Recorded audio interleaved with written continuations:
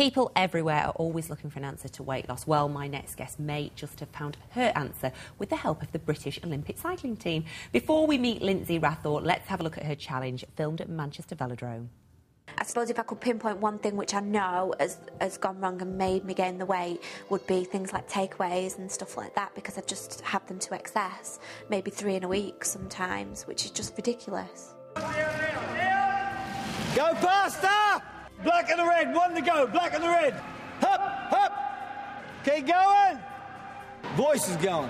Being thin feels better than any food tastes. I wouldn't know because I don't think I've ever actually been thin. But I imagine that it's a pretty good feeling. And it says I am fed up of feeling fat, bloated, having no energy and no motivation. Lyndsey, how on earth did you get involved in such a huge challenge? It was a bit of a twist of fate, really. A couple of years ago, I applied to be on a different TV programme, which I wasn't successful at.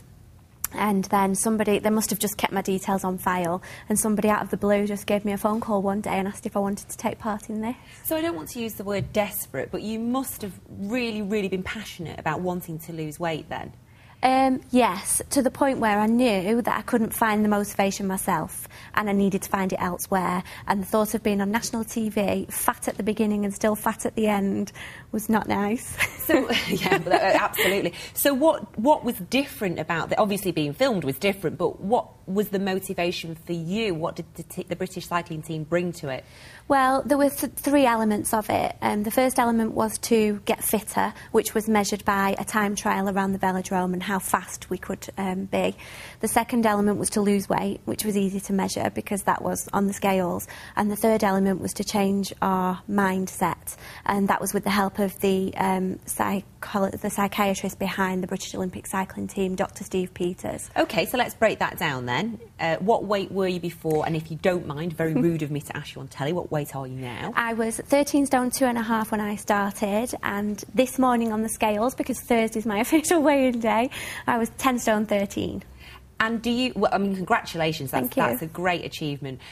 Do you feel differently about the way you look at food and exercise now? Yeah, without a doubt. Before, I was unhealthy and I was unfit, and now eating healthily and exercising is just normal to me. It's normal, it's not a chore, it's just what I do. It's part of my life. So the cameras aren't following you anymore? No. So be honest, are you still Absolutely. I will never ever fall off this because it isn't a diet. It's a lifestyle change. It's not one of those things that you do and then you stop. It's learning to understand yourself and maintaining that for the rest of your life. But how tough actually was the training? Because I know those cyclists are fit. They are. Actually, cycling's a really difficult sport and it's very technical. You wouldn't believe how technical it is. And the training sessions were quite gruelling. They were, but worth it. So are you continuing with the cycling, or have you taken a different avenue and you're doing different exercise? Yeah, I still do cycle. We don't cycle at the velodrome anymore like we used to, but I still do get on the bike.